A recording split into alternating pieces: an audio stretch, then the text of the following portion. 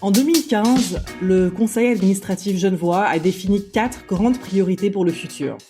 La Genève du futur deviendrait une ville solidaire, durable, responsable et créative. La politique menée par la ville de Genève s'est alors transformée pour regarder vers le futur et adopter une politique numérique et une stratégie en matière de libre accès aux données publiques de l'administration genevoise. Si le numérique est bien le thème du futur, ça ne veut pas dire qu'il séduit tout le monde. Débute alors un effort d'équipe pour introduire les technologies citoyennes dans l'administration genevoise. Au sein de cette équipe, Christopher Lara, désormais conseiller numérique et à l'innovation de l'État de Genève. Il était l'invité de Jérôme Duberry qui, au cours de ces 2 prochains épisodes, examinera ce qu'on appelle les civic tech en anglais et leurs applications à Genève. Ensemble, Christopher et Jérôme nous introduisent au monde des données citoyennes et leurs applications dans cet épisode de Research at the Albert Hirschman Center on Democracy. Bien, bonjour tout le monde, je suis Jérôme Duberry, enseignant-chercheur au Graduate Institute et fervent défenseur de la participation citoyenne sous toutes ses formes et en particulier les plus innovantes et créatives. Aujourd'hui, nous allons aborder une thématique qui me tient particulièrement à cœur, les civic tech, ou dit autrement les civic technologies ou en français les technologies civiques.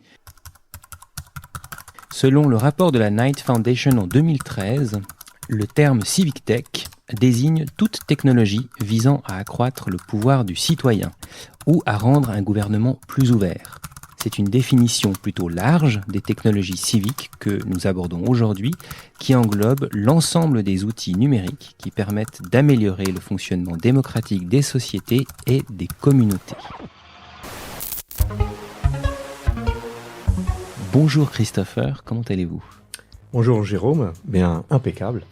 Merci Christopher. J'en profite avant de passer à ma première question pour préciser que vous avez accepté cet entretien à titre personnel et donc que vos réponses ne représentent pas la position de l'État de Genève. Alors peut-être en préambule Christopher, est-ce que vous pourriez nous dire ce qui vous a motivé à vous orienter vers la transition numérique, vers l'innovation à l'État de Genève ?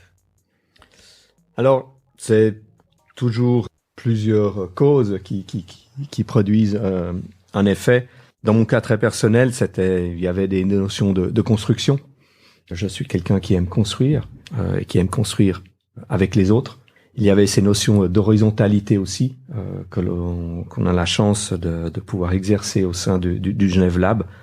Et l'empowerment de la société civile, c'est quelque chose qui nous tient à cœur. Construire ou imaginer choses en chambre, tout seul dans ces 4 murs dans l'administration, ce n'est plus possible aujourd'hui. Et c'est une des missions justement du Genève Lab, c'est de contribuer à aider nos collègues au sein de l'administration finalement à sortir des murs et à travailler avec toute la société civile. Mmh. Et donc, je continue justement peut-être sur cette question. Quelle est votre expérience des civic tech ? Comment est-ce que vous les vivez ? Comment est-ce que vous les avez expérimentés ? Alors, pour nous, les civic tech sont finalement un outil parmi d'autres qu'on a à notre disposition pour finalement aller travailler avec la société civile. Une petite précision, quand on parle de société civile, c'est non seulement les citoyens et les citoyennes, mais c'est également le monde académique, c'est également les PME qui forment. Donc c'est ce qu'on appelle le quadruple helix. C'est un terme un peu savant pour dire qu'il y a ces trois facettes, plus évidemment les collaborateurs de l'administration. Et donc c'est avec toutes ces personnes que l'on souhaite travailler. Et donc ces civic tech, comme je le disais, c'est un outil que l'on a à notre disposition, parce que si on veut travailler le plus en amont possible dans les projets avec justement ces bénéficiaires, on peut le faire aussi avec du papier et du crayon. Ce n'est pas seulement avec de la technologie. Je voudrais introduire ici un point qui me semble important, c'est que c'est une question de posture. Pour pouvoir travailler avec des citoyens dans des ateliers, par exemple, eh bien, ça veut dire qu'il y a un changement de posture à avoir. On n'est plus dans l'administration ceux qui savons je vais vous expliquer ce dont vous avez besoin. On peut retrouver ça aussi dans des entreprises privées. C'est pas seulement l'apanage de vieilles administrations. Là, pour aller vers les autres, eh bien, il faut avoir cette posture d'ouverture et d'humilité. C'est de se dire, j'ai envie d'aller dans cette direction, mais je sais pas trop comment faire. Venez travailler avec moi, venez nous aider. Et il faut que cette demande, cette façon de faire soit vraiment sincère. Et c'est une manière, ensuite, on va pouvoir construire avec et pour, en même temps. Les Civic Tech peuvent permettre, soutenir ces façons de faire. La digitalisation de la société est un sujet qui nous concerne chacun et chacune, qui concerne tout le monde. Il y a un réel enjeu de société. Quelle société voulons-nous pour demain? Quelle place pour la technique? Quelle place pour l'être humain?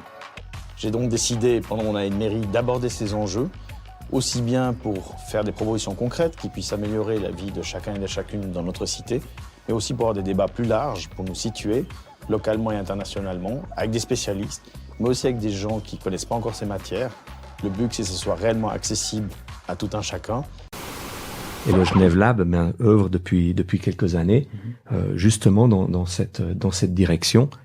On travaille, on organise des ateliers, on fait des sondages, on travaille sur un certain nombre d'éléments avec les citoyens dans des ateliers de co-construction où ils viennent donner de leur temps gratuitement.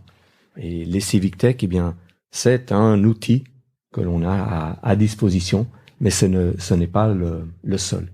Et donc, ces questions de posture et d'ouverture, quelque part, c'est une condition qui est préliminaire. Oui. Il faut que tout le monde se dise, voilà, oui, on peut y aller avec ça. Et on a aussi les Civic Tech qui peuvent nous aider. Et justement, je rebondis là-dessus. Un grand exemple de Civic Tech qui a été développé ici, c'est la plateforme participer.ge.ch. C'est tout à fait correct. Il y a eu une conjonction de projets au sein de l'administration qui ont fait que on a mis en place cette plateforme. Le canton de Genève est le premier canton suisse à l'avoir mis en place. Depuis, il y a maintenant des villes aussi qui s'y ont mises. La ville de Zurich, la ville de Lucerne, la ville de Lausanne. Je crois qu'il y a une HES en Valais qui s'y intéresse, etc. Et donc, il commence à avoir un petit mouvement de fond pour se dire, voilà, il y a des méthodes modernes ou plus modernes qui existent, peut-être qu'elles peuvent nous aider. Justement, vous nous en avez un petit peu parlé déjà. Quels seraient les grands avantages justement de la Civic Tech, tout en prenant en considération justement cette posture d'ouverture, évidemment. Mais qu'est-ce que vous y verriez? Alors, j'en vois trois rapidement. La première, c'est que c'est la possibilité d'interagir de manière asynchrone. C'est-à-dire que, comme tout le monde est très occupé, etc., c'est difficile toujours de réunir les personnes à un endroit pendant 2 heures. Donc, elles peuvent intervenir quand ça les arrange. Le soir, le matin, à midi, pendant la pause.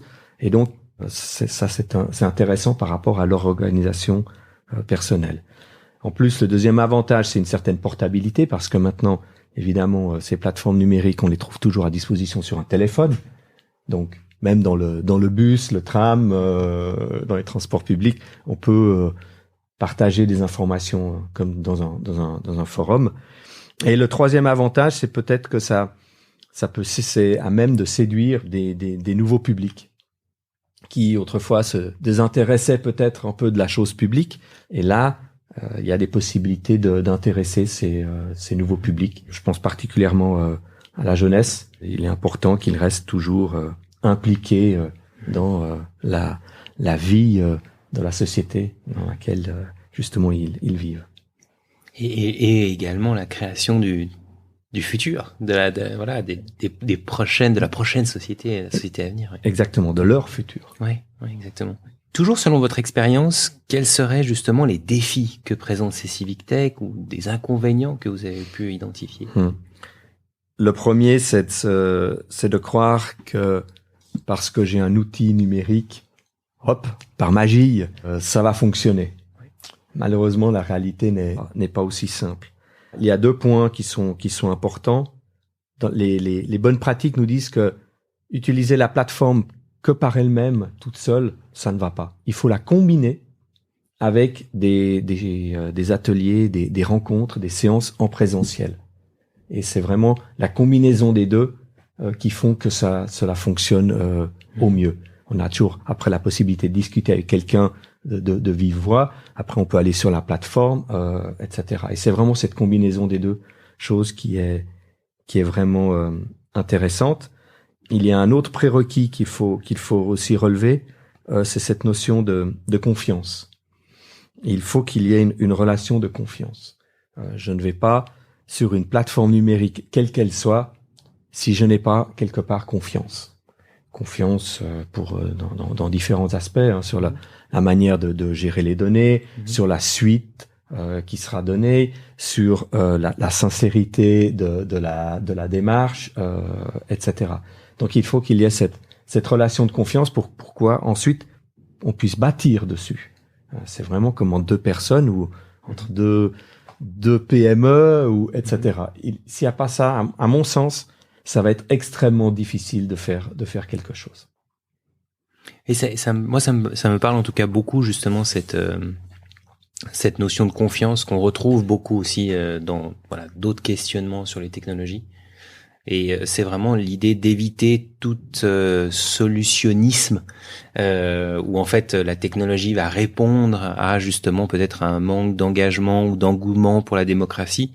Et en fait, on se rend compte qu'à chaque fois, c'est pas du tout le cas. Donc, je vous remercie beaucoup pour préciser cet élément-là. Je vous remercie beaucoup d'avoir accepté mon invitation et de partager votre expertise et votre expérience. C'était absolument passionnant. Pour celles et ceux qui souhaitent en savoir plus sur les projets du Genève Lab, vous trouverez tous les liens dans le descriptif de l'épisode. Je vous remercie d'avoir suivi cet épisode. Au revoir Christopher. Au revoir Jérôme et merci beaucoup pour cette conversation. Retrouvez plus d'informations sur les développements numériques de la ville de Genève en cliquant sur les liens dans la description de cet épisode. N'hésitez pas à vous abonner pour suivre la mini-série Civic Tech de ce podcast, une affaire à suivre dans notre prochain épisode.